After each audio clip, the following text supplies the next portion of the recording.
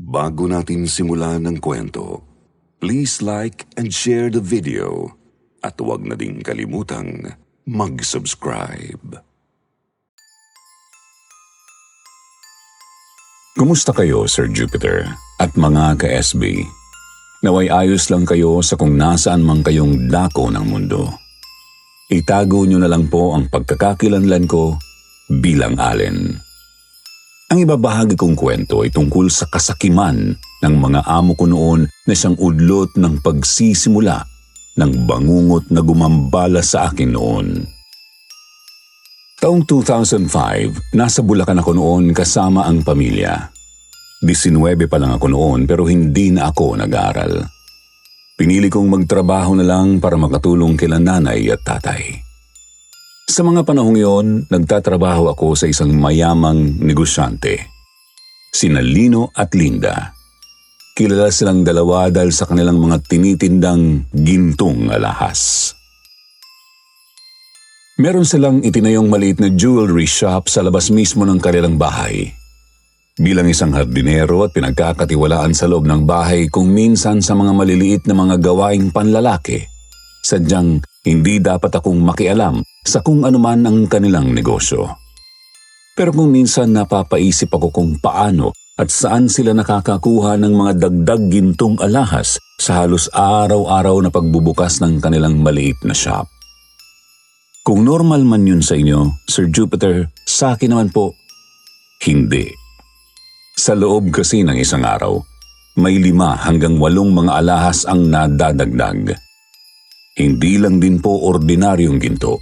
Mukhang ang iba ay hindi pangkaraniwang nakikita sa mga jewelry shop mismo. Mahirap lang kami, Sir Jupiter. Pero may alam ako tungkol sa mga alahas dahil dating nagtatrabaho sa jewelry workshop ang nanay ko. Isang araw may pinagawa sa akin si Linda sa kusina. Pinaayos niya sa akin ang tubong may sira. Habang abala ako sa pag-inspeksyon ng ilalim, narinig kong may dumating na bisita na kinausap ng mag-asawa sa sala. Hindi naman kalayuan sa sala kung kaya't rinig na rinig ko ang kanilang usapan. Ilang saglit pa'y pumasok si Linda sa kusina at sinabihan ng kanilang kasambahay na siya na mismo ang gagawa ng makakain ng kanilang bisita. Hindi ko ito binigyang pansin masyado at ang kasambahay naman ay umalis para ipagpatuloy ang kanyang ibang gawain. Napansin kong may kakaiba sa kilos ni Linda. Para siyang aligaga na hindi ko maintindihan. Hindi ko ito masyadong binigyang pansin at ipinagpatuloy lang ang trabaho ko. Ngunit maya-maya lang, may itinapon siyang bote sa basurahan malapit sa pinto. Pagko ay huminga siya ng malalim, inayos ang sarili at kinuhang pagkain ng bisita. Slice ng tinapay sa plato na may katabing palaman at isang baso ng orange juice. Nagkaroon ako ng kakaibang kutob, Sir Jupiter. Kaya naman nang makaalis na siya ng tuluyan sa kusina, pinuntahan ko ang basurahang kanyang pinagtapunan at tiningnan ko ang kanyang boteng itinapon. Natigilan ako nang makitang isa itong klase ng lason. Palihim akong lumakad papunta sa isang bahagi ng may maliit na butas. Pinagmasdan ko ng maigi ang bisita. Nakikita ko siya mula roon, nakaharap sa gawing bahagi ng kusina. Kitang-kita ang kumikinang niyang mga alahas. Kwintas na may pusong palawit, hikaw at ang singsing sa kanyang kamay na panay niyang tinataas. Tila ba pinagsisigawan ng gintong nakapulupot sa kanyang daliri. Napakagalante mo na talaga, Rowena. Hindi namin inakalang talagang lalagpasan mo pa kami. Dati noong high school halos hindi ka na nga pumasok kasi wala kang baon. Pero ngayon, galanting-galante ka na. Kinakain mo na rin pati mga alahas at mga mamahaling gamit. Ay nako, hindi mo dapat magsisiyan na nagkita tayo ulit. Alam kong magkakaroon ka ng pakinabang sa amin at kami rin magkakaroon kami ng pakinabang sa'yo.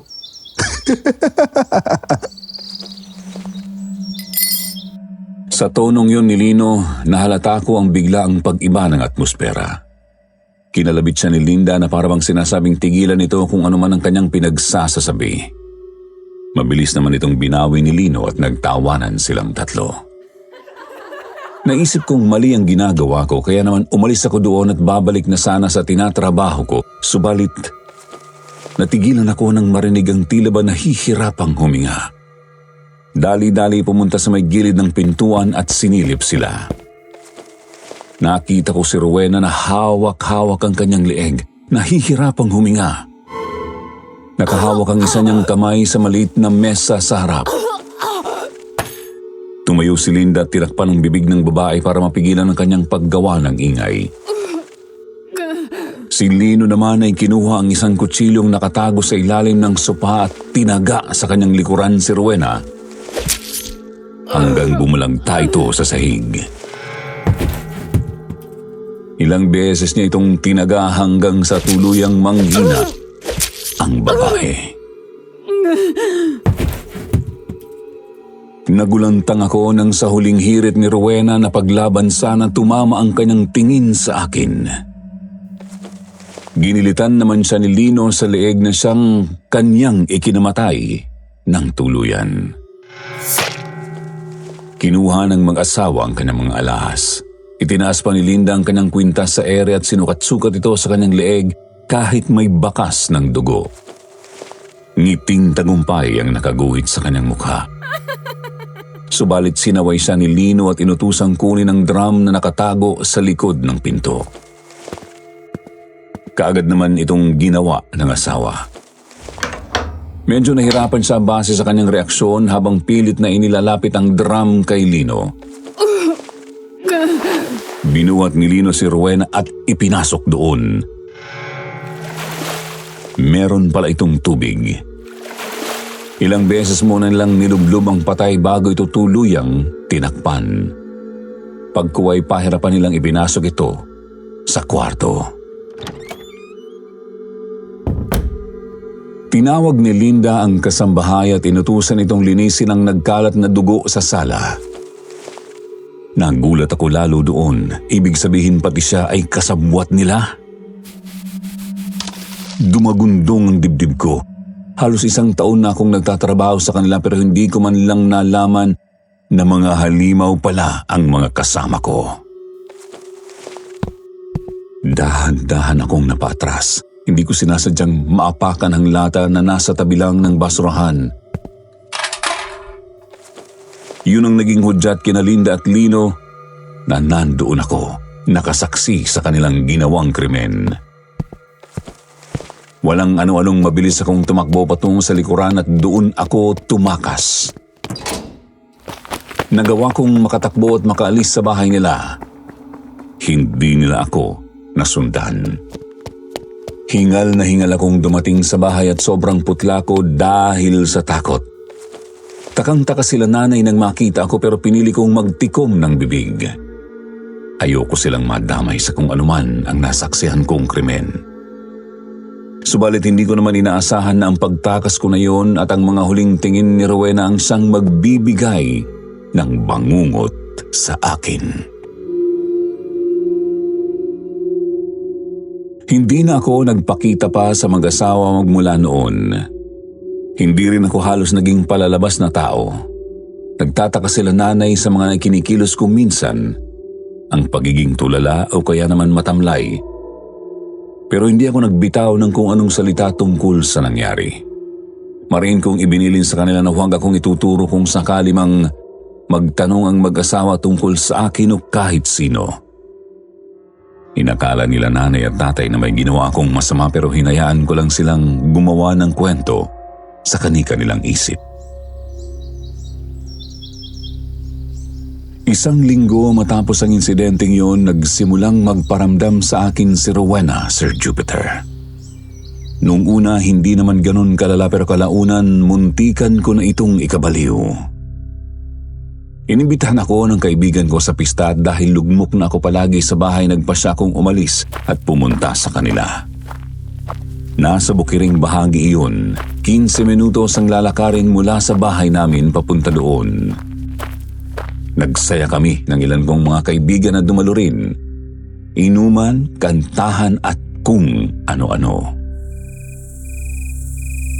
Bandang alas 8 na ako nagpasyang umuwi. Pinipigilan pa sana ako ng mga kaibigan ko dahil malayo-layo nga sa bahay namin at madilim pa. Subalit hindi na ako nagpapigil sa kanila. Panigurado rin kasing hinahanap na ako nila nanay.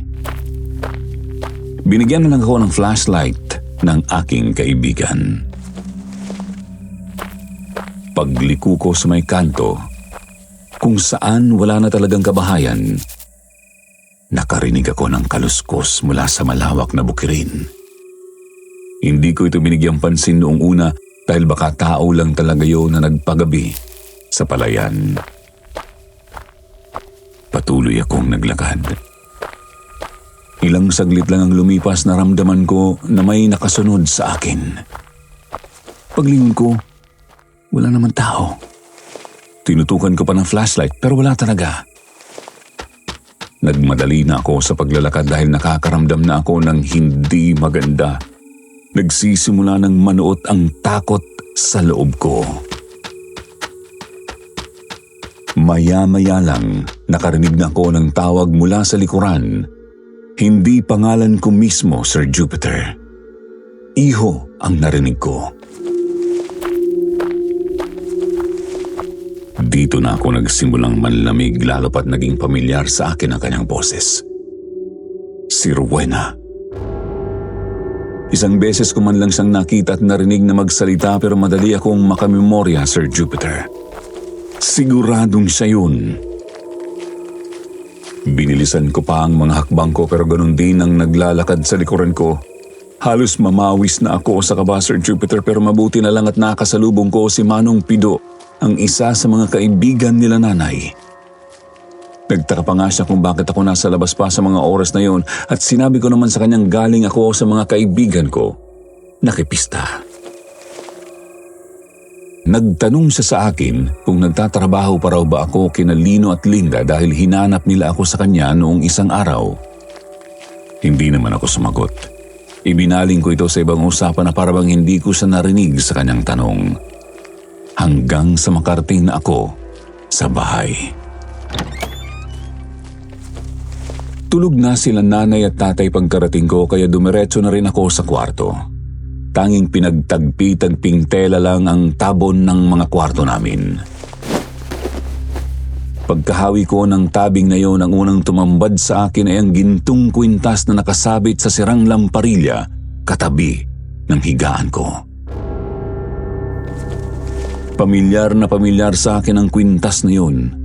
Nang lapitan ko na para suriin ang paliwit, nagulantang ako nang sumagi sa isip ko ang insidenteng yun kina Linda at Lino. Kay Rowena pala yun. Kagad ko itong nabitawan dahil sa pagkagulat. Subalit mas lalo akong natigilan nang maramdaman ko ang malamig na hangin na dumaan sa akin.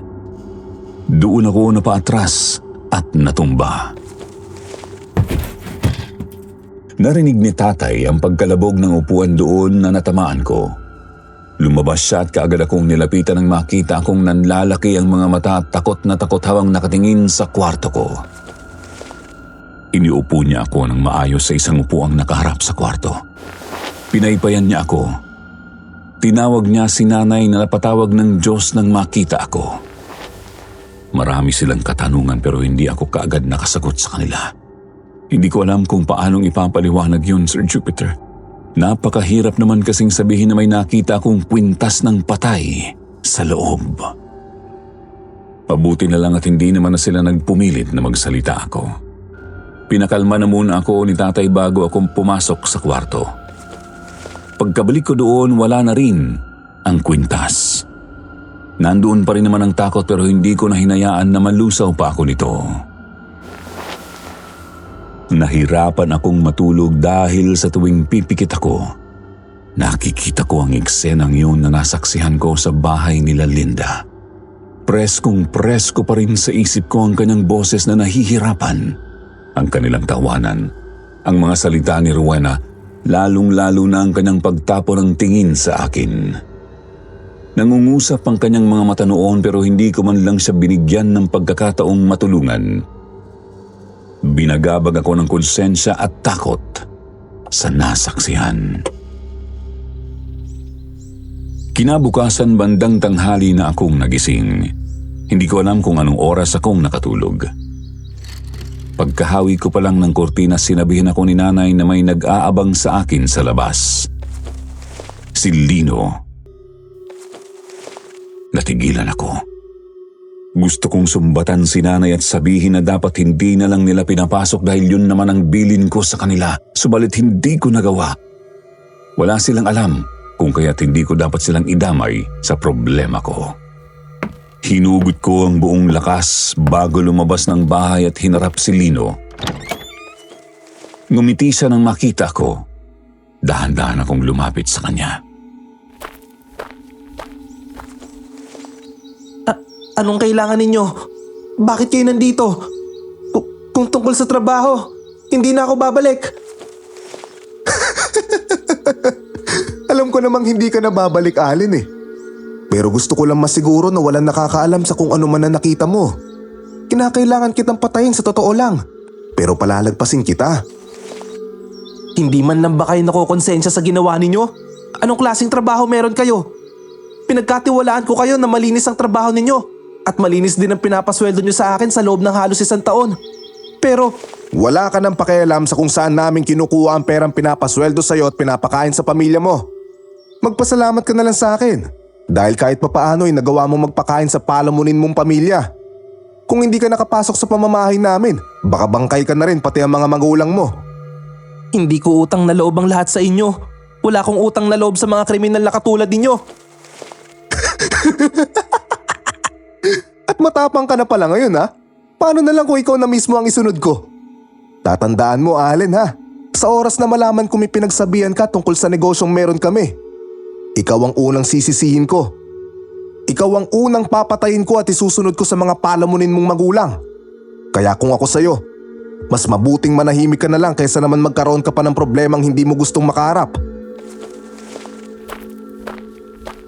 Mabilis siyang umalis pagkatapos niyang sabihin yun, Sir Jupiter. Hindi niya ako pinagbigyan ng pagkakataong makapagsalita. Nanginig ang kalamnan ko sa kanyang mga binitiwang salita pero pinilit ko pa rin magpakatatag. Papasok na sana ako sa bahay nang mahagilap ng mga mata ko si Rowena na nasa bintana. Nakasilip. Dali-dali naman akong kumatok subalit nang tingnan ko ang bintana, si nanay na naggagantsilyo ang nakita ko. Napatingin siya sa akin at tinanong niya kung bakit parang iba na ang tono ng pananalita namin ni Lino sa isa't isa. Hindi ko siya sinagot. Dumiretso lang ako sa kwarto at doon ko prinuseso ang utak ko. Hindi ko talaga inaasahan ang pag-amin ni Lucio tungkol sa nasaksihan ko. Bumalik ako sa sarili nang biglang may aninong dumaan sa harap ko. Paglingon ko sa gawi kung saan siya pumunta, natigilan ako nang makita na naman ang kwintas na nakasabit sa may sirang lamparilla. Napamura ako. Inis ko itong kinuha at itinapon sa may bintana pagko ay dali-dali akong umalis at nagpaalam kay nanay. Gabi na naman akong nakauwi. Dahil madilim ang daan na tinahakot, hindi ko rin nadala ang flashlight ng kaibigan ko, kinabahan ako sa pag-uwi. Pero bahala na. Malinaw na malinaw pa naman ang paningin ko. Sa may palayan ako dumaan pa uwi. Nang makalayo-layo doon ko na naman naramdaman na may sumusunod sa akin. Nagitla ako nang may bumulong sa tenga ko di kalaunan. Iho! Malumanay ang boses nito at makapanindig balahibo. Hindi ako pwedeng magkamali, Sir Jupiter. Sadyang si Rowena yun. Lumingon naman ako. Inaasahan na bubulagta siya pero wala talagang tao sa likuran ko. Binilisan ko pa ang lakad na animoy nakikipagkarera ako sa kung sino. Pabilis ng pabilis din ang tibok ng puso ko. Nang hihina ang mga tuhod ko. Huminga ako ng malalim. Kinakailangan kong makauwi ng buo. Multo lang yun at kung ano paman, wala siyang kakayahan na gumawa ng kung anong masama sa akin, sabi ko sa sarili. Nang sa wakas ay makarating ako sa kalsada paliko papunta sa bahay namin na wala ang sumusunod sa akin. Napahinga ako ng maluwag. Nakarating ako sa bahay ng ligtas. Pansin kong nakapatay ang lampara sa may bintana. Ibig sabihin umalis sila nanay at tatay. Hindi ko alam kung saan sila nagpunta pero hindi na rin sumagi sa isip ko na hanapin sila. Dumiretso ako sa kwarto at akma na sana akong matutulog nang mapansin kong nagliwanag sa may labas. May nagsindi ng lampara. Nakapagtataka naman, malalaman ko rin kung nandoon sila nanay at tatay o pumasok sila dahil sa mga yabag ng paa pero yun kasi, wala. Napakatahimik ng bahay sa loob. Bumangon ako, subalit natigilan nang biglang may aninong dumaan sa harap ko. Babae. Mas lalo akong nagitla nang maramdaman ang malamig na hangin na dumaan sa akin at gumalaw ang kurtina ng bintana sa may bandang ulo ng higaan ko.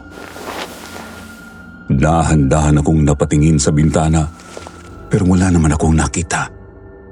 Ngunit pagkaharap ko ulit sa tabing, doon ako ginulantang ni Rowena. Basang-basa siya mula ulo hanggang paa at duguan ang kanyang damit. Marami siyang natamong sugat dahil sa pagsaksak ni Lino sa kanya ng ilang beses. Umiiyak siya, Sir Jupiter. Puro siya hingi ng tulong sa akin. Natataranta akong napasigaw at tumakbo palabas, subalit sa pinto, nandoon na naman si Rowena. Nakaharang sa dadaanan ko dapat. Hingal na hingal akong napatakbo paloob ng kwarto nila nanay at tatay at tumambad na naman siya sa akin. Hindi ko na nakontrol ang sarili, Sir Jupiter. Tuluyan na akong nahimatay.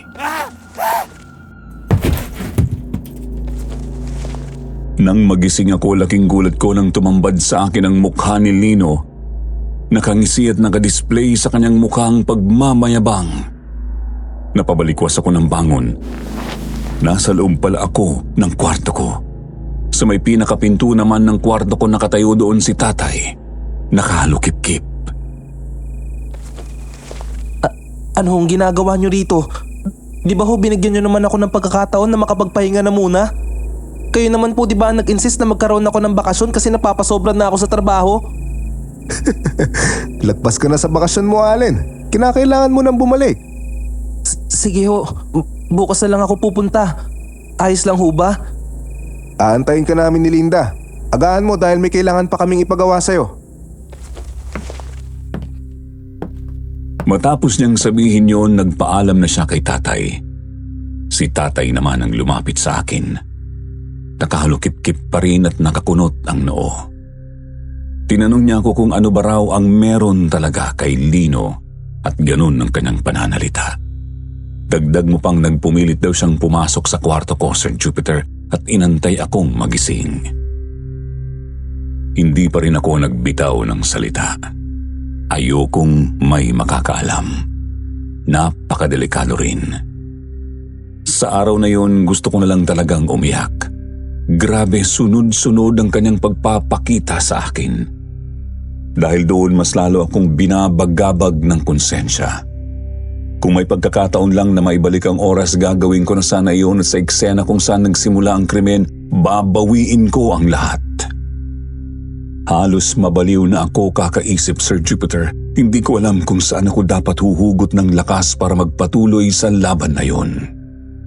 Alam ko namang imposible na halos araw-arawin ako ni Rowena sa pagpaparamdam. Pero siguro sadyang desperada siyang makamit ang kanyang hustisyang hinihingi. Kaya ganun. Bandang hapon napagdesisyonan kong umalis ng Bulacan dahil alam kong hindi ako pwedeng manatili doon. Ramdam ko ang kanyang pagbabanta sa akin, Sir Jupiter, at may kutob akong hindi trabaho ang dahilan kung bakit niya ako pinipilit na bumalik sa kanila. Papatayin niya na ako.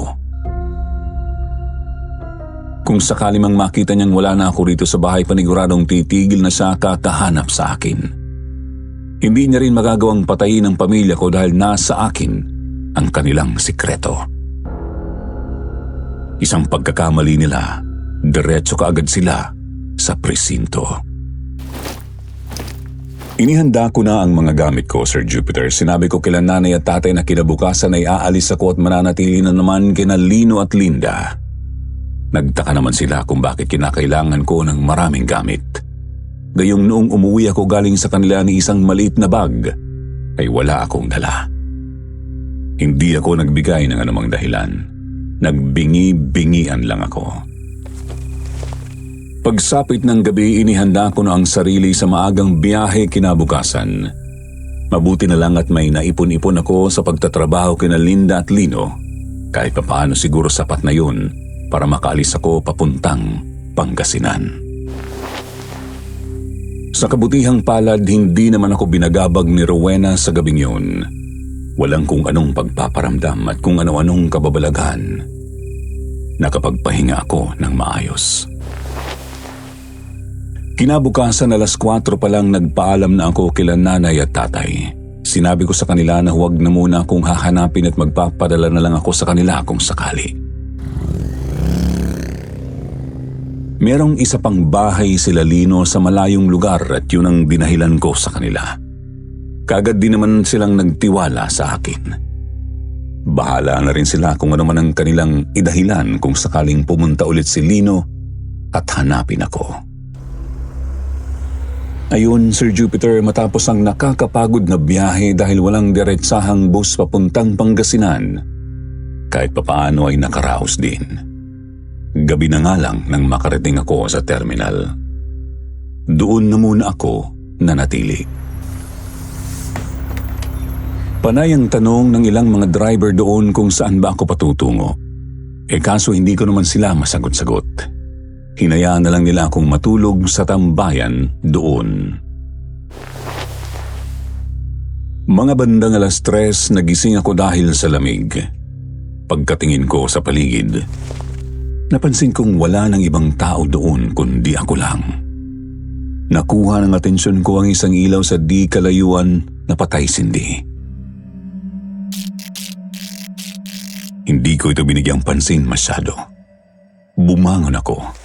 Nangunot ang noo ko nang mapansing may parang mabigat sa leeg ko at malamig. Pagkahipo ko rito, nagitla ko nang maramdaman ang malamig na kwintas. Dahan-dahan ko itong tiningnan at halos malusaw ako sa kinauupuan ko, Sir Jupiter, nang makitang suot ko na ang kwintas ni Rowena. Natataranta kong hinubad ito at itinapon sa kung saan. Pagkuway narinig ko ang mahinang iyak ng babae sa di kalayuan. Tinawag niya ang pangalan ko na tila ba nagmamakaawa. Mangiyak-ngiyak na rin ako, Sir Jupiter. Ano ba? Hayaan mo na ako. Wala akong ginagawang masama sa'yo. Bakit ako ang pinupuntirya mo ngayon at hindi ang mga taong may ginawang kademonyohan sa'yo? Sila ang dapat managot, hindi ako. Gusto ko naman nahimik, Rowena. Bakit mo pa ako ginagambala gayong wala naman akong ginawa sa'yo na hindi mo ikakatahimik? Nawala ang iyak na yon, Sir Jupiter, pagkatapos kong sumigaw. Subalit nagulat na lang ako nang biglang manikip ang dibdib ko at nahirapan akong huminga ng ilang sandali para akong inatake sa puso. Pagkatingin ko sa paligid, umiikot ito. May nakita akong isang taong nakatambay sa may gilid ng poste. Itinaas ko ang kamay sa kanya at nanghihingi ng saklolo pero hindi man lang siya gumalaw. Natumba ako sa sahig na nahihirapan. Pero pinagmasdan lang ako ng taong yon hanggang sa mawalan ako ng malay. Nagising ako nang maramdaman na umuuyog ang upuan. Pagkamulat ko ng mata, laking gulat ko nang makita si Lino. Kaagad akong napabalikwas ng bangon, lumapad ang kanyang ngiti na para bang demonyo. Oh, akala mo naman makakatakas ka sa akin. Hindi kita hayaan na makalis sa responsibilidad mo. Meron ka bang dapat tapusin sa bahay pero hindi ka sumipot sa usapan? Huwag. Umalis ka rito. Hindi na ako babalik sa inyo. Isa kang mamamatay tao. Isa kang mamamatay tao. Oh, alam mo naman pala na masama ako nilalang. Bakit mo nagawa pang tumakas sa akin? Ito ba ang hanap mo? Ang magkaroon ng hindi magandang pwesto pagkatapos mong mamatay sa mundo? Ikaw ang siyang masusunog sa impyerno. Demonyo ang pag-uugali mo. Halimaw ka. Layuan mo ako. Layuan mo ako, Lino! Napabalikwas ako ng bangon dahil sa panaginip na yun na parabang totoong nangyari. Napatingin ako sa paligid. Napahiya ako nang makitang maraming tao na palang nakapalibot sa akin. May ilang takot, may nagbubulong-bulungan at meron ding nag-aalala sa kung ano ang nangyari sa akin. Isang mama ang nasa likuran ko na siyang gumising pala sa akin. Binigyan niya ako ng tubig at sinabing siguro dapat na akong umuwi sa kung saan man ako dapat pumunta dahil binabangungot na ako sa terminal. Hindi ako sumagot. Dali-dali kong kinuha ang mga gamit ko at nagpasalamat sa binigay niyang tubig. Naghanap-hanap ako ng mga bahay na posibleng naghahanap ng tindero o anumang trabahong panlalaki. Matapos ang ilang oras na paglilibot, sa wakas ay may nakita akong naghahanap ng boy na kayang gumawa ng mga gawaing bahay maliban sa pagluluto, paglilinis at paglalaba. Pareho ito sa trabaho kina Lino dati. Sa kabutihang palad, natanggap din ako kaagad sa araw na yon. Dahil sa kabaitan ng amo ko, naiintindihan niya ang sitwasyon ko na walang matirhang bahay sa Pangasinan at hinayaan akong manatili sa kanila habang nagtatrabaho. Ilang araw na naman ang lumipas, Sir Jupiter, masaya ako na walang bumabagabag na kung ano sa akin. Mabait din ang amo ko at ang mga kasambahay niya.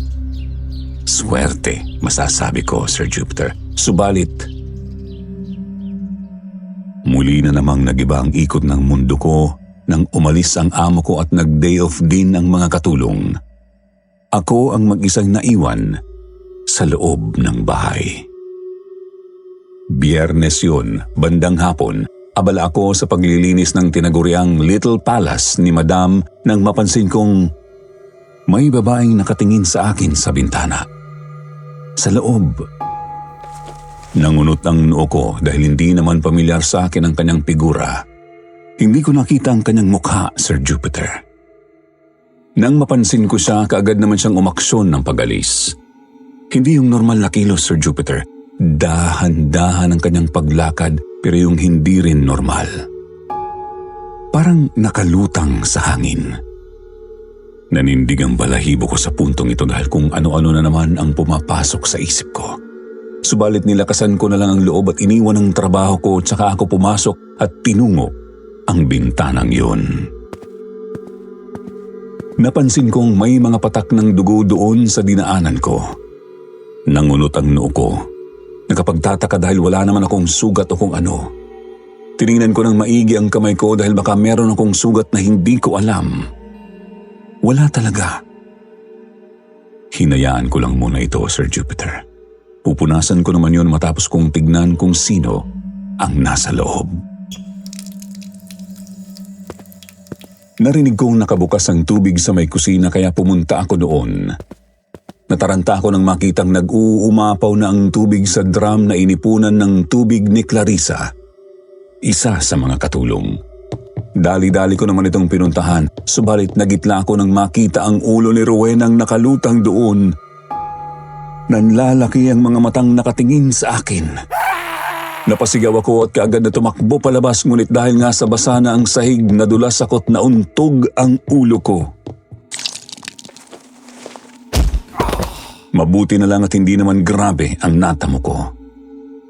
Nahilo lang ako ng kaunti. Kaagad naman akong bumangon, iniisip ang pagtakas ko kay Rowena. Gumapang ako palabas at naririnig ko ang mga yapak na sumusunod sa akin pero hindi ko siya nagawang lingunin. Nanginginig ang mga tuhod ko na siyang nagpapahina sa akin. Tulong. Dito ako nanlamig, Sir Jupiter. Dahan-dahan akong napatingin sa likuran kung saan ko ito narinig. Subalit wala naman akong nakitang tao. Ngunit nang tumama ang tingin ko sa may drum, nakita ko si Rowena na nakatayo doon. Buo na ang kanyang katawan at kitang-kita ko ang lamat ng sugat sa kanyang leeg. Putlang-putla ang kanyang buong katawan na may bahid ng mga saksak. Dito ako napaiyak. Bakit ko nga ba kasi nilingon? Dali-dali akong gumapang. Pinilit ang sariling makaalis sa lugar na yon. Nang sa wakas ay makarating ako sa may bandang pinto, napansin kong wala na rin ang mga patak ng dugo. Kaagad akong tumayo kahit nahihilo at sinubukan kong pihitin ang busol. Ngunit para itong sira, dumidiretso lang ang pagpihit ko. Narinig ko na naman ang mga yabag na yon na may talsik ng tubig pero hindi na ako lumingon. Kinakailangan kong makalabas na. Bumulong na naman siya sa ere at nang hihingi ng tulong. Dahil sa hindi ko mabuksan ang pinto mismo, sinuntok ko ang salamin at doon ako lumabas. Bahagya pa akong nasugatan dahil sa pagmamadali pero kahit papaano nakaligtas din ako kay Rowena. Tawa at iyak ang ginawa ko nang mapahandusay ako sa sahig. Para kong baliw na tinukso si Rowena at tinatawanan siyang sinabihan na napakahinang nilalang dahil hindi niya ako inabutan at takot siyang magpakita mismo sa maaraw na bahagi. Yun ang pagkakamali ko, Sir Jupiter. Hindi ko inaasahan na babalik din pala kaagad ang amo ko sa gabing yun. Nagulat siya nang makita ang sitwasyon ng bahay. May basag na salamin at ako naman ay abala sa pagpapatuyo ng flooring. Nagsinungaling ako sa kanya. Sinabi kong pinasukan kami nagmagnanakaw pero wala namang nakuhang kung anong gamit dahil nakita ko ito kaagad. Naniwala naman siya sa akin. Napatanong pa kung ayos lang ako o hindi ba ako nasaktan. Sinabi kong hindi pero ang totoo noon nahihilo pa rin ako dahil sa pagkabagok ng ulo ko kanina sa sahig. Ayoko lang na masyado siyang mag-alala. Ire-report niya sana ang insidente sa pulis pero ako na mismo ang nag-insist na wag na itong gawin dahil wala namang nanakaw na gamit sa loob. Sumang-ayon naman siya sa akin. Matapos kong napatuyo ang sahig, umakyat na ako sa kwarto. Napansin kong bahagyang nakaawang ang pinto at may figura ng babae akong napansin sa loob. Akala ko si Madam. Chine-check ang gamit ko kung wala ba akong ninakaw sa kanya. Dahan-dahan akong pumasok at magalang siyang tinanong kung ano ang ginagawa niya sa loob. Subalit, hindi ko yun nadiretso. Sir Jupiter, dahil napansin kong wala naman palang tao. Binuksan ko ang ilaw pero wala talagang ni kahit man lang anino ni Madam sa loob. Sa isip ko, guni-guni ko lang talaga yun kaya lumabas ako ulit at naligo. Pagkabalik ko ng kwarto, napansin kong may kumikintab sa may cabinet ko na bahagyang nakaawang. Pinanlitan ko ito ng mata. Parang kwintas. Pinuntahan ko ito at binuksan. Laking gulat ko nang biglang tumambad sa mukha ko si Rowena at sinakal niya ako.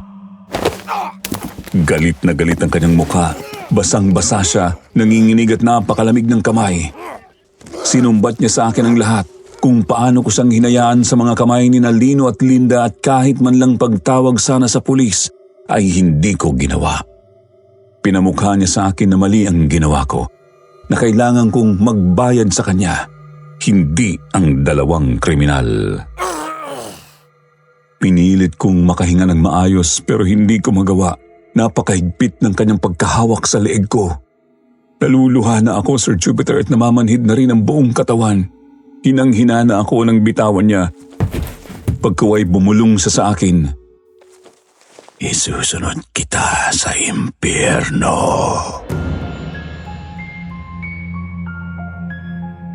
Bigla namang sumagi sa isip ko ang nangyari sa kanya sa araw na yun. Ang kanyang nakikiusap na mga mata at ang kanyang determinasyon na makatakas sana. Nagulat na lang ako nang biglang mag-iba ang kanyang ekspresyon na parabang naging demonyo. Dito na ako napabalikwas ng bangon. Panaginip lang pala. Sobrang sakit ng dibdib ko dahil sa takot. Napatingin ako sa paligid. Maliwalas at nakasarado rin ang lalagyan ko ng mga damit. Narinig ko ang pagtawag ni Madam sa akin mula sa labas. Malumanay ang kanyang boses na parabang kagigising lang.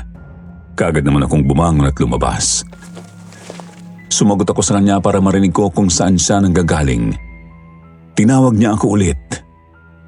Nasa kusina. Napansin ko na naman na bukas ang gripo at puno na naman ang drum.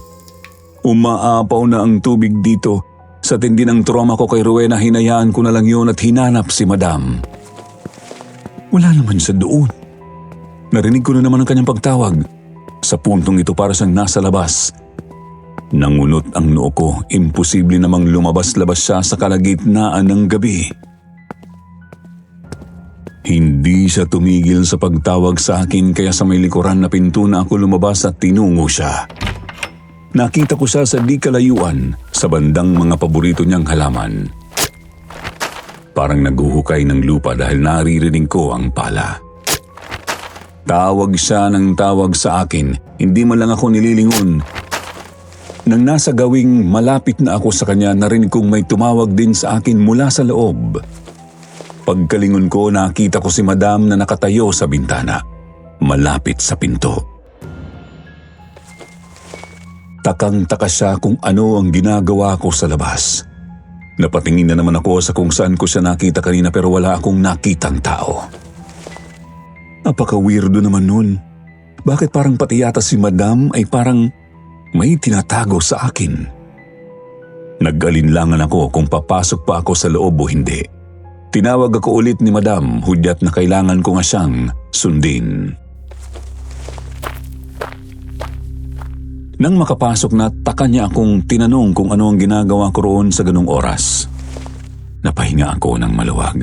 Hindi ko alam kung nasa tamang oras na pa ako para magtapat sa isang taong pinagkakatiwalaan tungkol sa bagay na iyon. Hinugot ko ang buong lakas at sinabi sa kanya ang lahat-lahat. Ang nasaksihan ko sa bahay ng dati kong amo, ang pagpatay sa isang mayamang babae at ang hindi nito pagpapatahimik sa akin. Kita ko ang pagkagulat ni Madam sa kanyang narinig. Inamin ko rin sa kanya ang tungkol sa basag na salamin sa may pinto na ako mismo ang gumawa noon para lang makatakas kay Rowena. Naintindihan niya naman, pagkuway may ipinagtapat din siya.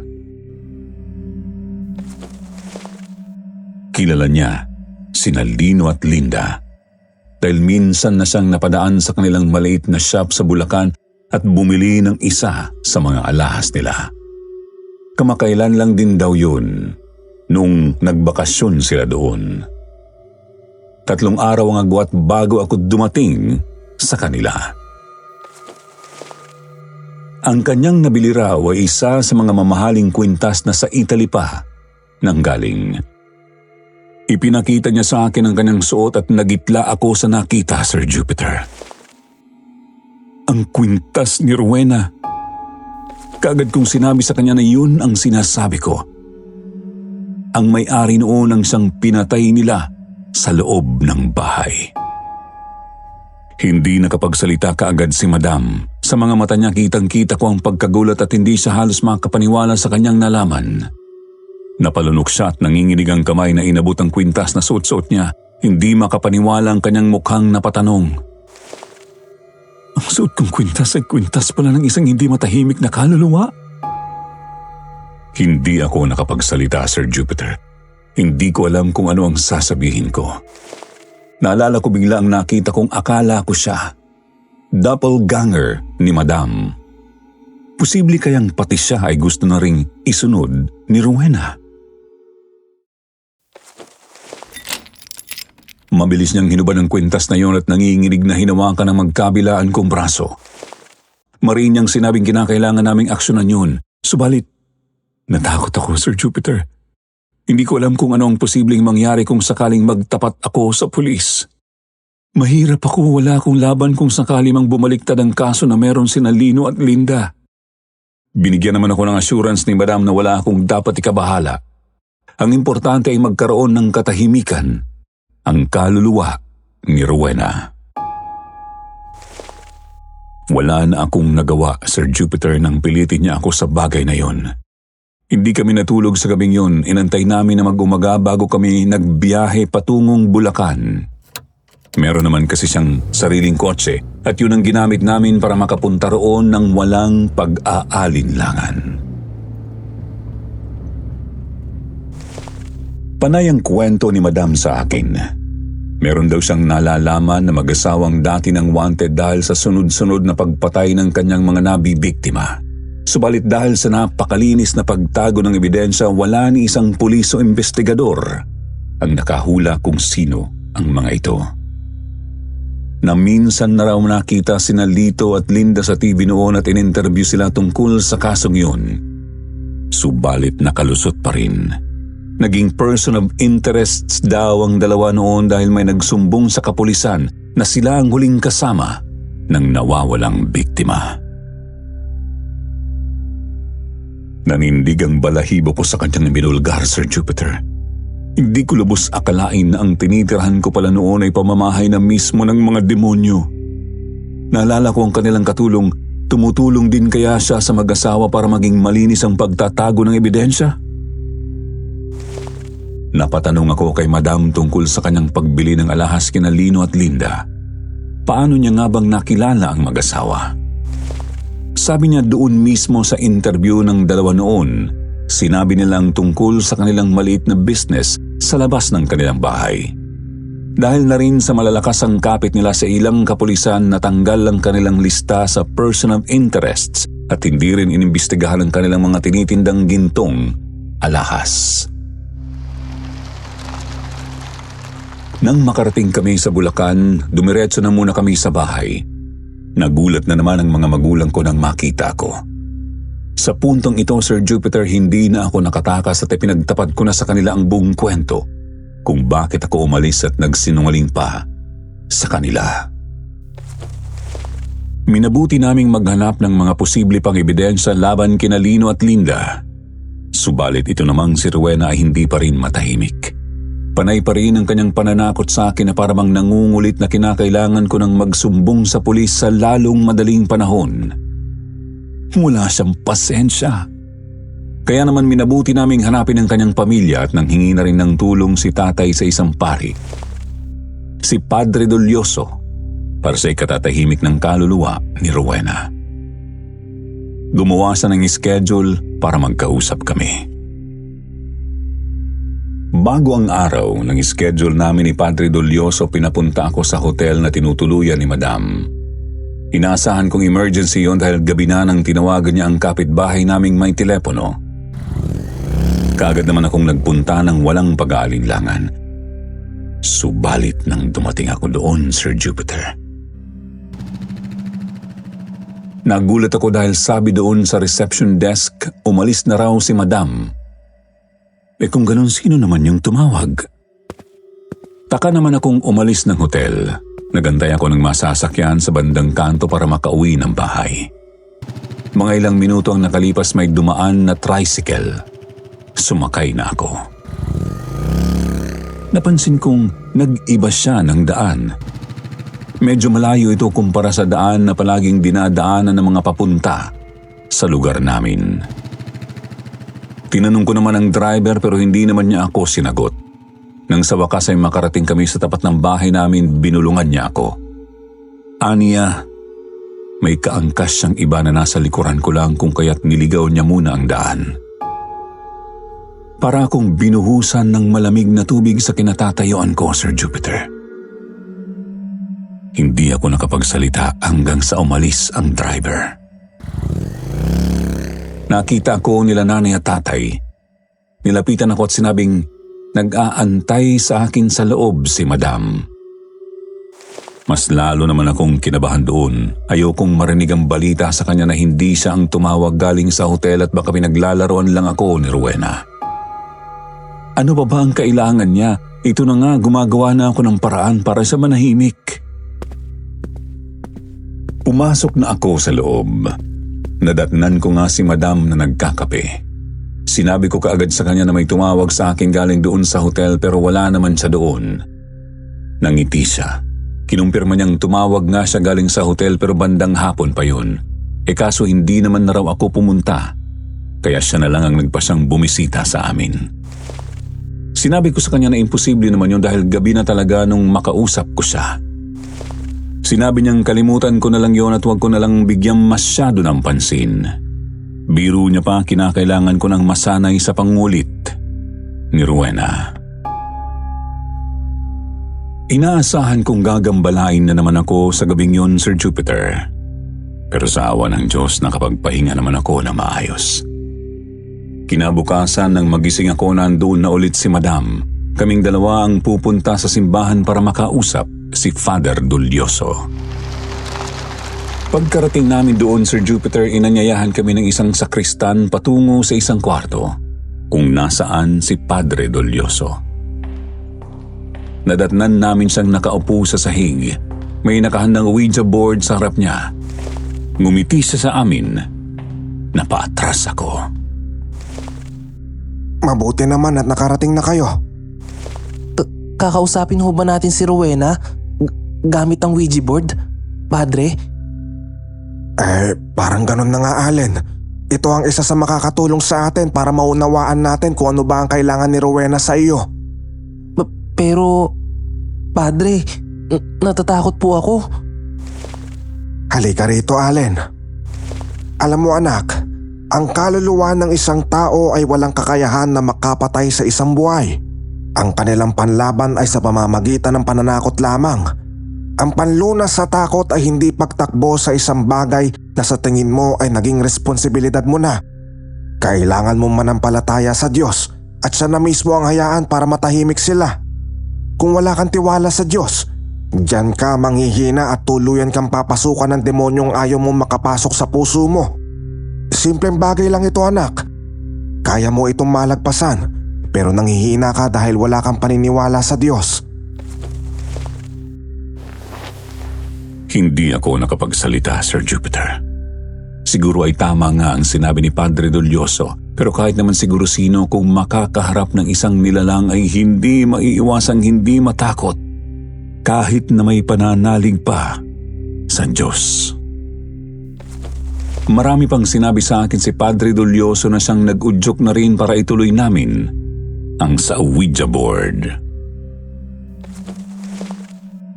Hindi ko na masyadong idedetalye ang lahat, Sir Jupiter. Inaasahan ko talagang kung ano-anong kababalaghan ang darating sa mga oras na yon, pero mali ako. Tahimik naming nakausap si Rowena. Confidential ang ilang mga tanong namin kung kaya't hindi ko pwedeng sabihin. Dahil sa kanya nakumpirma namin na dati nang kilala ni Rowena ang dalawa. Mga bullies niya ito noong high school pa lang sila. Dahil siguro sa inggit sa kanyang biglaang pag-angat kaya raw sa pinuntirya na mag-asawa. Kung bakit ako ang kanyang ginagambala ay dahil sa nakikita niyang potensyal na tutulong ako sa kanya. Kahit tinakasan ko siya noong mga araw na yon, malakas ang kanyang tiwala sa akin.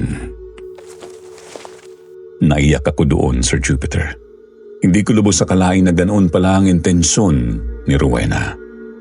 Akala ko gusto niya rin akong isama sa kung nasaan man siya dahil sa kanyang pananakot. Hindi niya na sinagot ang ilan pang mga katanungan namin at hindi na rin namin pinilit. Pumunta kami sa istasyon ng mga pulis at inireport namin ang tungkol sa nalalaman ko. Hindi naman sana ako paniniwalaan noong una pero naglapag si Madam ng ilang mga alahas na binibenta ni Lino at Linda. Hindi naman sapat yun kaya naman inihanda niya na rin ang ilang kapamilya ng mga biktima. Sila mismo ang tumistigo na ang huling kasama ng mga biktima ay ang mag-asawa. Hindi ko rin inaasahan na pati ang katulong nila mismo ay pinatay din ng walang pag-aalinlangan. Sa wakas ay inaprubahan din ng mga pulis ang hiling naming magsagawa ng investigasyon sa loob ng bahay ni Lino at Linda. Pahirapan pa noong una dahil hindi talaga sila pumapayag pero wala silang nagawa. Doon, nabulgar ang lahat. Ang ilang mga biktimang nasa basement, nakasilid sa mga plastik. Ang ilan sa kanila'y chop-chop ang katawan habang may ilan na buo namang ipinasok at pinaulanan ng saksak. Si Rowena ay nasa isang kwarto na hindi na ginagamit sa loob mismo ng lumang kabinet. Nangangamoy na siya, Sir Jupiter, nang buksan namin ang kwartong yun. Naaagnas na rin at nandoon pa rin ang drum na ginamit noong araw na yon. Pinusasan ng mga kapulisan sina Lino at Linda. Nakipaglaban pa sila sa korte. Makalipas ang halos taong pagpuproseso, sa wakas ay napatunayan silang may sala at nabulok sila sa kulungan. Taong 2008 nang mabalitaan namin ni Madam na namatay si Linda dahil sa depresyon. Nagpakamatay sa mismo sa loob ng selda. Noong 2012 naman namatay din si Lino dahil sa sakit ng cancer.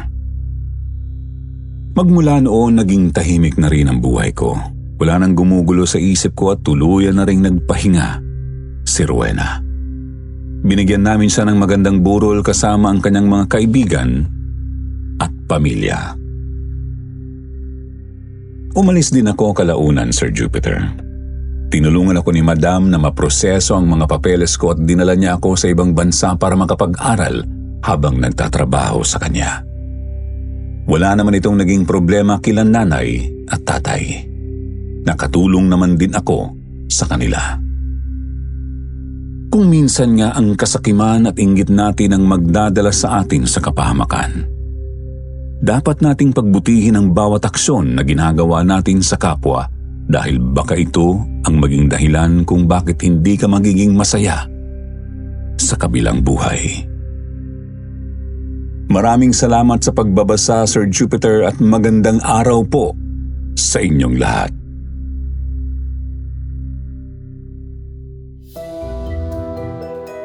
Shoutout kay Princess Rojas, Eden Lavisto, Ginabel Bugador, Mary Jane Supas. Shoutout din kay Annabel Salva, Lydia Lopez, Queen Lorne, Dominic Marcelo, Maria Barol, at kay Jerlene Gregorio.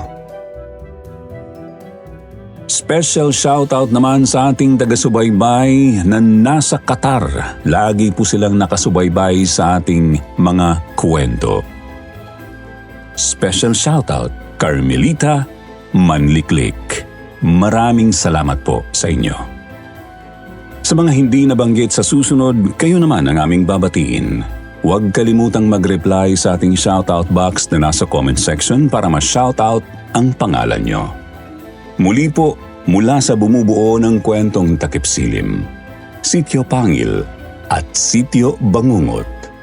Ito po ang inyong lingkod, Jupiter Torres, nagpapasalamat.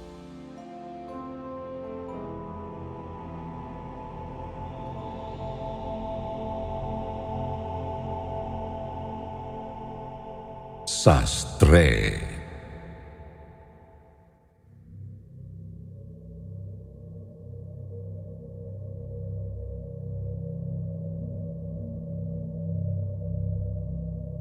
Magandang araw po sa inyong lahat.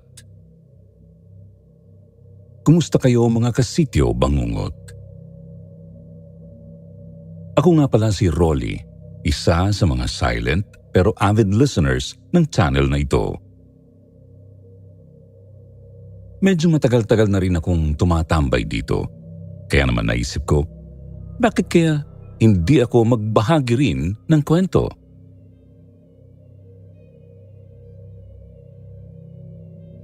Pero itong kwentong isishare ko sa inyo ngayon ay hindi ko nga pala sariling karanasan.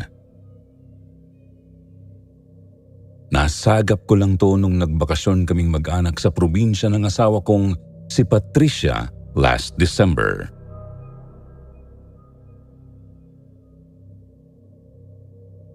Unang beses ko kasing nakarating noon sa probinsyang kinalakihan ng misis ko. Nung magkakilala kasi kami ay hindi naman doon nakabase ang parents niya.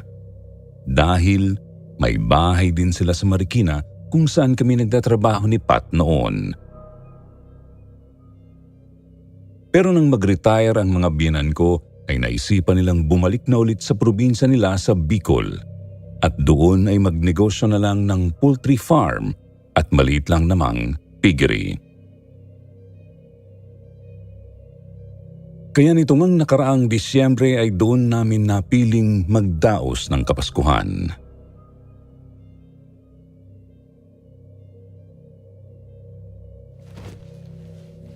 Nay, sino ho bang nakatira dyan sa kabilang bahay? Ilang araw na kami rito pero parang hindi ko nakikitang lumalabas ang tao dyan eh. Sila pa naman ang pinakamalapit na kapitbahay niyo. Anong bahay? Yang napapalibutan ng malalaking puno? Ano ka ba, Rolly? Wala namang nakatira dyan. Bata pa yung si Patricia, abandonado na yan eh. Ho? Eh ba't parang may nagbubukas naman ng ilaw dyan sa gabi? Kapag nagyoyosi ho kasi ako bago matulog, dyan ako sa tapat tumatambay at nakikita kong maliwanag sa loob niyan. Sa kakagabi ho, rinig kong tumutunog yung sewing machine, parang may nananahi. Kumakanta-kanta pa nga ho eh.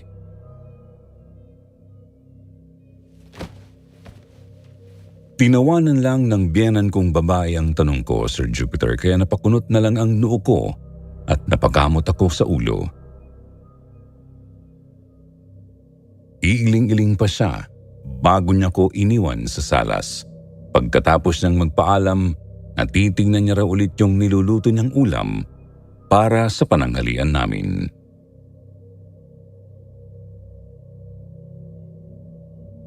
Sabi ko tuloy noon sa asawa ko, Lab, nalipasan na yata ng gutom si nanay. Tumatawa ng walang dahilan eh. Pinandilatan naman ho ako ni Patricia at sininghalan. Tanong ka kasi ng tanong, napakatismoso mo. Tapos po, inirapan niya na ako. Alam mo, may mga bagay na hindi mo na dapat malaman. Mag-enjoy na lang tayo rito. Imbis na tanong ka ng tanong dyan.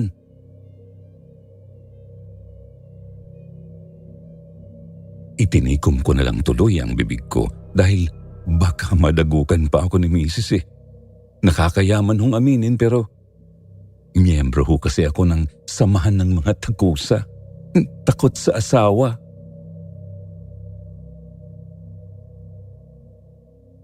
Ganun pa man, hindi naman po nawala ang nararamdaman kong curiosity tungkol sa misteryosong bahay na yun. Talagang hindi ako mapakali, kaya ang ginawa ko, nagtanong ako sa iba.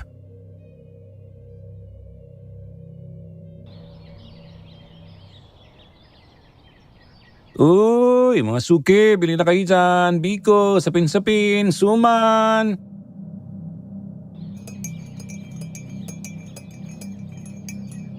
Isang umaga, habang nagkakape ako sa tapat ng bahay ng mga binan ko, ay nakarinig ako ng isang matandang babaeng naglalako ng mga kakanin.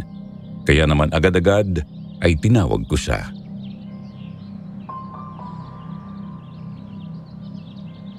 Manang, magkakano ang suman? 5 piso lang, noy. Sige ho, Manang, pabili ho ng 10. Ako, magandang buwan naman na yan, noy. Teka, bago ka ba rito? Ngayon lang kita nakita. Ano kanina, Tessie? Oo. Biyanan ko si Nanay Tessie. Asawa ako ni Patricia. Ganun ba? Kagwapo naman pala ng nabingwit ni Patricia sa Maynila, ano? Dito na kayo maninirahang mag-asawa? Ay, hindi ho. Nagbabakasyon lang ho kami.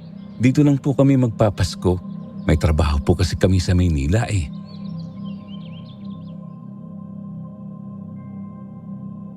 Tinangu-tanguan naman ako ng matandang tindera habang binabalot niya yung mga binili kong suman. Kalain mo nga naman, dati nung bata pa yang si Patricia, ayaw niyang umalis dito.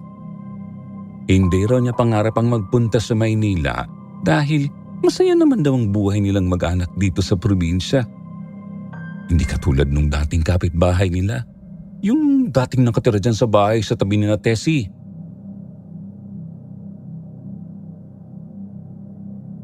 Nang marinig kong banggitin ng tinderang nagpakilala sa akin noon bilang Aling Belen ang bahay na katabi ng tirahan ng mga biyanan ko, ay parang nanlaki ang mga tenga ko at nabuhay na naman sa dugo ko ang kuryosidad.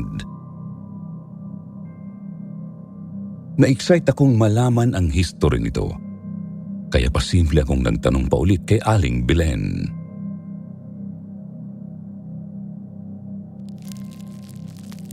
Kilala niyo ho yung dating nakatira dito? Abay, oo naman. Kumari ng nanay ko yung nakatira dyan noon eh. Kasama yung dalaga niyang apo, si Francia. Medyo matanda lang ako ng kaunti kay Francia. Naku, nakakaawa nga ang batang yun nang mamatay ang lola niya dahil tuluyan na siyang naulilang lubos. Mabuti na lang at madiskarte siya at marunong manahi. Kaya para mabuhay, nagtinda ng mga ukay-ukay dun sa palengke. Mahilig din kasing magdamit ng magagara yung si Francia Siya kasi ang nangangarap noon na makarating sa Maynila dahil gusto niya raw maging isang modelo tulad ng mga nababasa at nakikita niya sa dyaryo noon. Nasaan na ho ba si Francia ngayon? Natupad niya ba naman yung pangarap niya? Pero biglang umiling si Aling Belen, Sir Jupiter. Mahabang kwento ang tungkol sa nangyari kay Francia, iho. Isa pa, baka hindi ka rin naman maniwala, kaya uuna na ako't ilalako ko pa itong mga kakanin ko.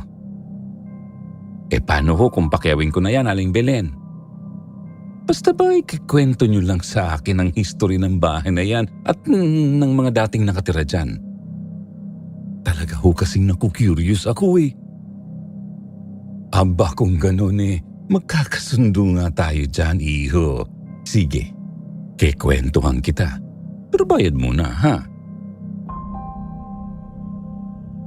Abot tenga po ang ngisi ni Aling Belen noon habang inilalagay ko sa nakalahad niyang palad ang bayad ko sa lahat ng takaning dala-dala niya ng mga sandaling yun. Natawa na lang tuloy ako at sumunod sa kanya.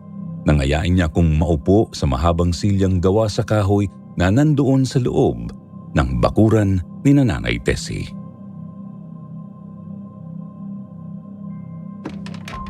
Ano, handa ka na ba? Ay, oo, Aling Belen. Sige ho, simulan niyo nang magkwento. Excited na ako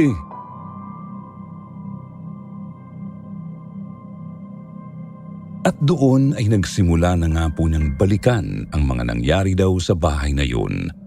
Mahigit ilang dekada na rin ang nakalilipas.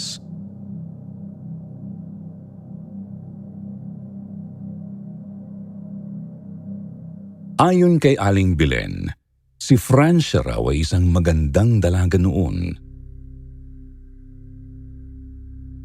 Nang sumakabilang buhay daw ang lola nito ay naisip nitong ipagpatuloy ang pagiging mananahi ng kanyang lola at yun ang ginawa niyang hanap buhay para kahit papaano ay makasurvive siya kahit na ulilang lubos na siya.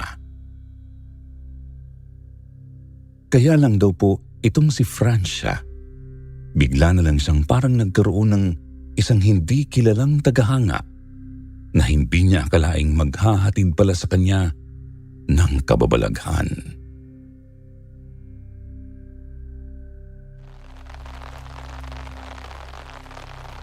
Francia, iha, umaambon na, gumising ka na. Bumalikwas ng bangon si Francia ng hapong yun dahil sa sunod-sunod na pagtawag sa kanya ni Mang Ambo. Napasarap kasi siya sa pagsisiesta dahil napagod daw kasi siya noon sa maghapong paglalabada niya ng mga ukay-ukay na ititinda niya sa susunod na linggo. Buti na lang talaga at palaging nakabantay sa kanya si Mang Ambo. Yung matandang tindero ng puto bumbong na naging kaklose na ni Francia simula nang mawala ang lola niya. Ito na kasi ang nagsilbi niyang guardian noon.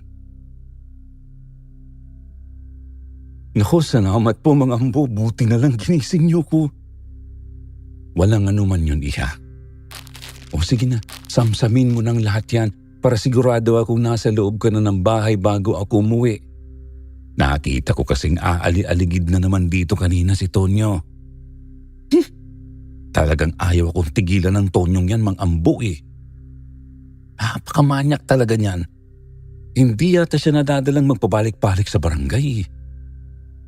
Nung isang buwan nga ho, nireklamo na naman niya ng mga dalagang anak ni Aling Tasing dahil nakita nilang nangunguha siya ng panty sa sampayan nila. Kaya nga palagi kitang binabantayan. Matagal ka ng kursunada ng gunggong na yun eh. Salamat po talaga sa inyo, Mang Ambo, ha? Walang anuman yun, nak. Oh, naiwan mo pa tong isang bestida.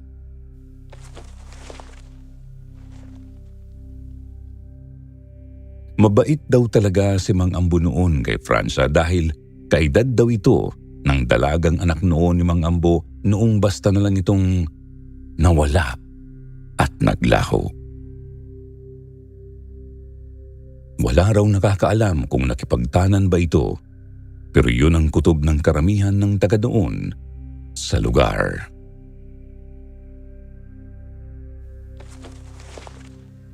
Mang Ambo, parang hindi naman yata sa akin ang bestidang yan. Tingnan niyo ho, ang gara ng tela mukhang mamahalin. Napakunot daw ang noo ni Francia noong iabot sa kanya ni Mang Ambo ang isang hindi pamilyar na bestida.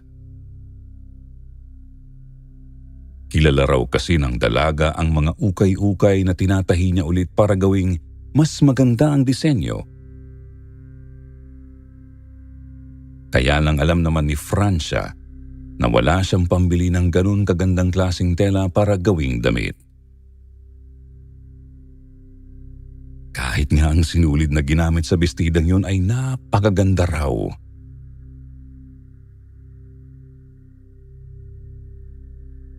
Baka nagkakamali ka lang, iha. Ay naku, hindi ho, Mang Ambo. Sigurado akong hindi yan isa sa mga paninda ko. Sino kaya ang naglagay niyan dito sa sinampay ko?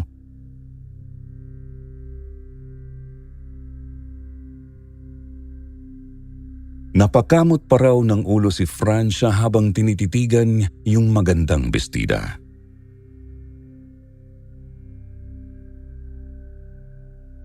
Bakit hindi mo na lang isama to dyan? Mukhang wala namang may-ari nito eh. Sige na nga po, sa bagay, ang ganda pa naman ito.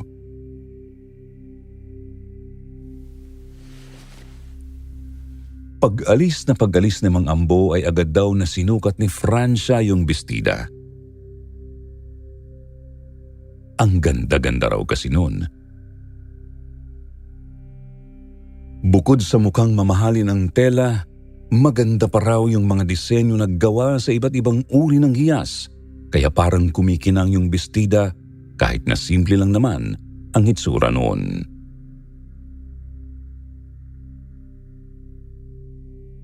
Ang ganda ng damit mo, Francia. Baka naman pwedeng magpagawa kami sa iyo ng ganyan. Abay, naiinggit daw kasi sa iyo yung dalaga ko eh.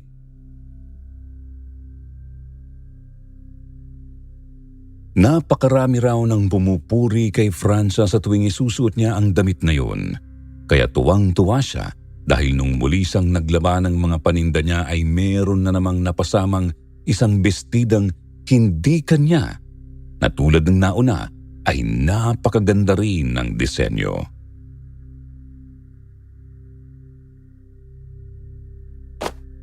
Hala, kanino kaya galing ito?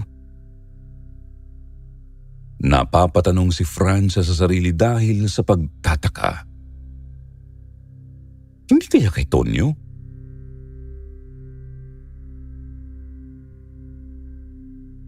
Ang hinala talaga ni Francia ay si Tonyo ang nagbibigay sa kanya ng mga damit na yon dahil matagal na nga itong nanliligaw sa kanya. Kaya lang ay hindi naman siya sigurado at ayaw na rin naman daw tanungin ng binata dahil sa takot na baka kapag kinausap niya ito ay lalo lang siyang hindi tigilan nito. Hindi rin naman magawa ni Francia na hindi isuot yung magagandang damit dahil nga sabik na sabik din siyang magkaroon ng mga ganon.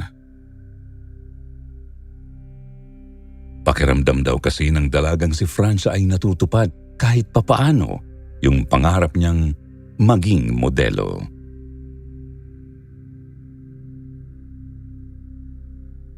Nagpatuloy daw ang ganung mga pangyayari kay Francia hanggang sa halos makaipon na siya ng iba't ibang mga klase ng damit hanggang noong huli.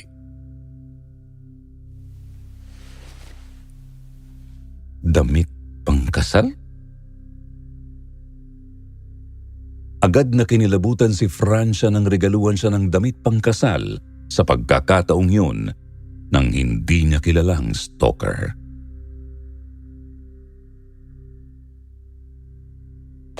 Bakit naman ako bibigyan ng damit pangkasal? Ang mas nakapagtataka pa raw doon ay ang katotohanang wala na si Tonyo ng mga panahong yun sa lugar nila dahil nahuli na naman itong namboboso sa ibang kapitbahay. Mga 1 linggo na rin ang nakalilipas buhat ng damputin ito ng mga pulis.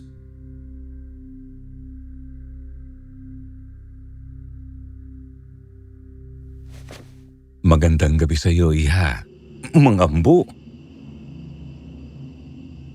Napahawak si Francia sa dibdib niya dahil nagulat siya sa matanda. Gabi na ho ah. Ano pang ginagawa niyo rito? Nginitian naman daw ng matanda si Francia, kaya lang ay nakaramdam daw ang dalaga noon ng pagkailang. Hindi ko alam kung paano nalaman ni Aling Belen ang tungkol doon, pero yun ang sabi niya sa akin.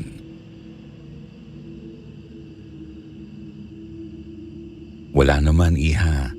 Tinitingnan ko lang kung natanggap mo na ang huling regalo. Doon na medyo nanlaki ang mga mata ni Francia. Regalo? Ito po bang damit pangkasal ang sinasabi ninyo? Sa inyo po pala galing ang mga to? Tumango naman agad si Mang Ambo. Walang pagdadalawang isip. Oo, Francia. Ang totoo sa anak ko yan eh. Hindi naman kasi niya nagagamit kaya ibinibigay ko na sa iyo. Kayo naman, Mang Ambo. Hindi niyo naman agad sinabi sa akin. Akala ko tuloy si Tonyo ang nagbibigay ng mga ito sa akin. Matapos daw magpaalam ni Mang Ambo noon kay Francia ay naisipan niya ring isukat ang trahe de boda. Tamang-tama lang daw ang sukat nito sa dalaga, kaya naman tuwang-tuwa siya. Pakiramdam daw ni Francia ay isa siyang prinsesa ng mga sandaling yon hanggang sa maya-maya. Bigla na lang umihip ng malakas ang hangin. Bigla na lang din daw bumukas yung pintuan at nakita niya si Mang Ambo na nakatayo sa labas at umiiyak na nakatingin sa kanya.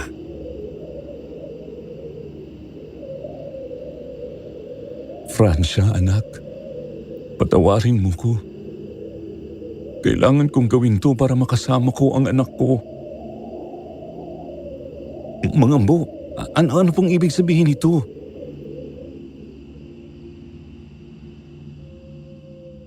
Umagang-umaga nun, Sir Jupiter. Pero talagang kinilabutan ako habang ikinikwento sa akin ni Aling Belen na pagkatapos daw noon ay bigla na lang nawala si Francia. Wala raw nakakaalam kung saan ito nagpunta. Kaya ang inisip ng mga tao ay baka nakipagtanan lang ito sa boyfriend niya.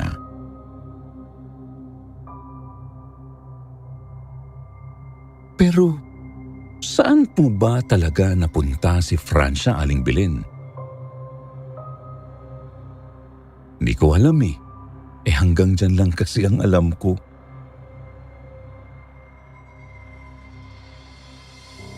Napakamot na lang ako sa ulo at dismayadong napatango nang magpaalam siyang aalis na.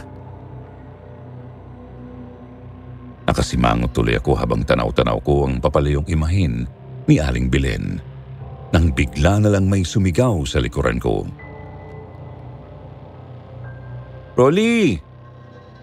Oh, love, gising ka na pala. Kanino galing yung mga suman na yan?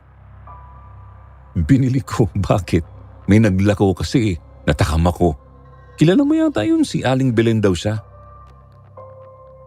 Si Aling Belen? Ano ka ba naman, Rolly? Bakit ka nakipag-usap sa kanya?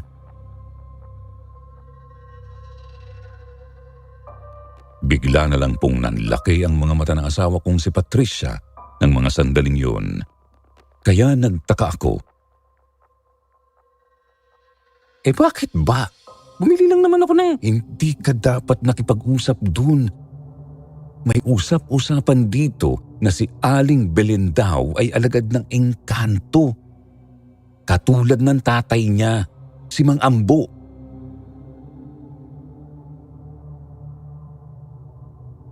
Parang bigla akong binuhusan ng malamig na tubig nang marinig ko yung pangalang sinabi ni Patricia sa akin, Sir Jupiter.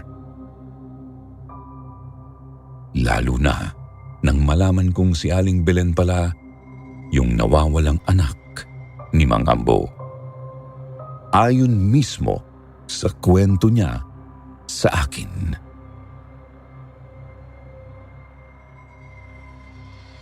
Ang tsismoso mo talaga, Rolly. At nagpakwento ka pa tungkol kay Francia? Alam mo bang ang usap-usapan dito noon, kaya raw nawala bigla si Francia ay dahil siya raw ang inialay ni Mang Ambo sa mga engkanto bilang kapalit para lang mabawi ang anak niyang si Aling Belen. Si Aling Belen na unang kinuha ng mga engkanto noon.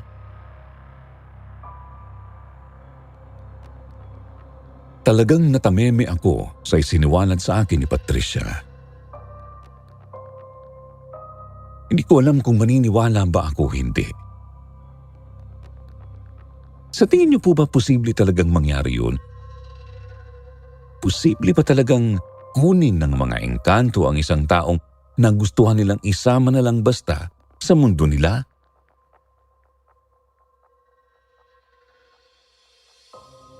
May saltik sa utak ang mag-amang yun.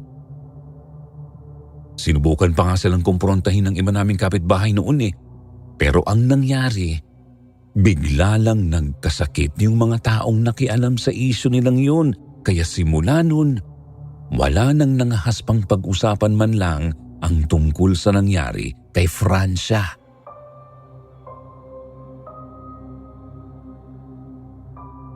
Gigil na gigil ang asawa ko sa akin ng mga sandaling yun, Sir Jupiter. Nakailang amba siyang kukutusan ng ulo ko, pero ako naman parang natulala. Malay ko ba naman kasing ganun pala yung si Aling Belen? Bigla talaga akong natakot noon dahil baka kako balikan ako ng mga kaibigan nilang engkanto. Kaya pala ayaw akong sagutin ni nanay noong nagtanong ako. Ang sabi pa naman sa akin ni Patricia, sa pamamagitan daw ng mga regalong damit, kaya nagawang isama ng mga engkantong amo ni Mang Ambo yung dalaga. Sa bawat pagtanggap daw ni Francia ng regalong yon, ang ibig sabihin daw kasi nito ay tinatanggap din niya ang panliligaw sa kanya ng engkanto, habang yung trahe de boda naman ay tumutukoy sa pag-iisang dibdib nila. Hindi ko na tuloy nagawang kainin yung mga suman na binili ko kay Aling Belen. Abay, natakot ho ako, Sir Jupiter. Baka kako yun pa ang maging dahilan para makuha rin ako ng engkanto. Dayo pa naman ako doon at first time ko nga lang talagang magpunta doon.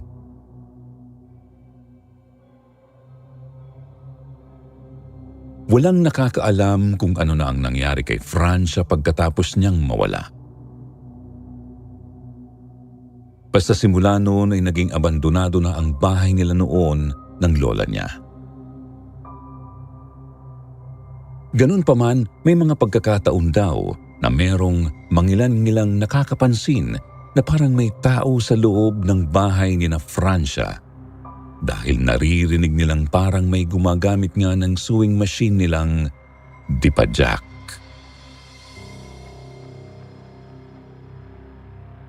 Hindi po tuloy ako makatulog ng gabing yon.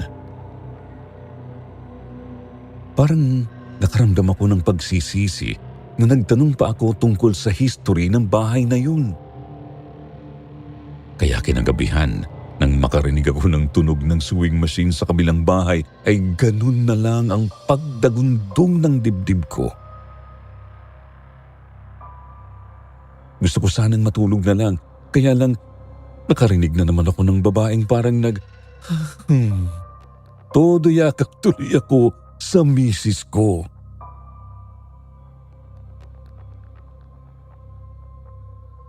Simula nun, Sir Jupiter, iniwasan ko ng magtanong ulit tungkol sa kung ano-anong bagay na nakikita ko sa probinsya nila.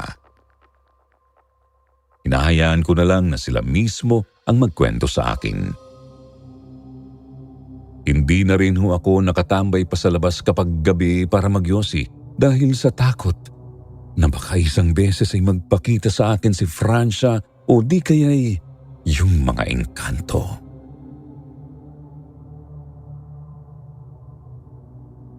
Samantala ho, si Aling Belen din ay hindi ko na ulit pinansin pa.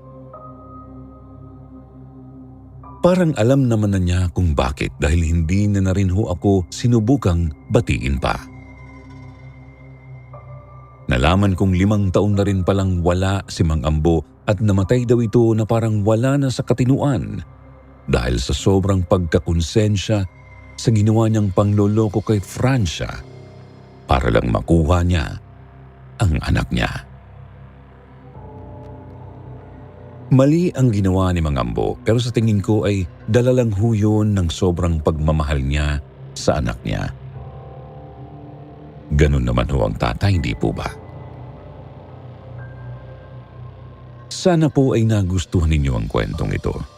Nag-enjoy po ako habang isinusulat ko to para ipadala sa Sitio Bangungot Team.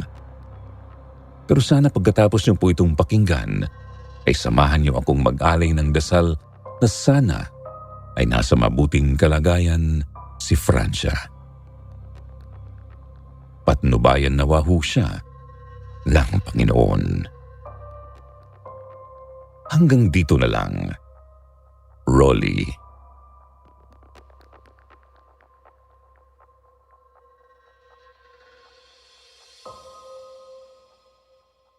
Dakuan naman natin ang inyong paboritong shoutout portion. Shoutout kay Vic Enciso, Angelica Abenda, Elmer Ibanez Jr., Colette Chanel, Kilabot King, Mayumi Makisig, Tessa Aguilar, LZ, Janice Garcia at Susie PG3 Player. Basahin naman natin ang ilan sa mga magagandang comment mula kina Maria Teresa Aguilo at Marsh Puntiveros. Sabi ni Maria, always listening here at Moonwalk, always since the pandemic began. Buong sityo namin nakakakinig dahil nakaspeaker ako makinig. Sobrang ganda ng mga kwento at nakakapanabik tuwing may bagong upload. Sabi naman ni Marsh, Sitio Bangungot, super legit ang bedtime stories. Talaga pong maire-recommend mo talaga. Pati asawa ko naaaliw na din sa napapakinig. Dina-download pa niya ang mga long stories para mapakinggan niya pag nasa laot na sila. Sa mga hindi po nabanggit sa susunod na lang po, huwag niyo pong kalimutang mag-reply sa ating shoutout box na nasa comment section para ma-shoutout ang pangalan niyo. Muli po mula sa bumubuo ng Sitio Bangungot, ito po ang inyong lingkod, Jupiter, nagpapasalamat.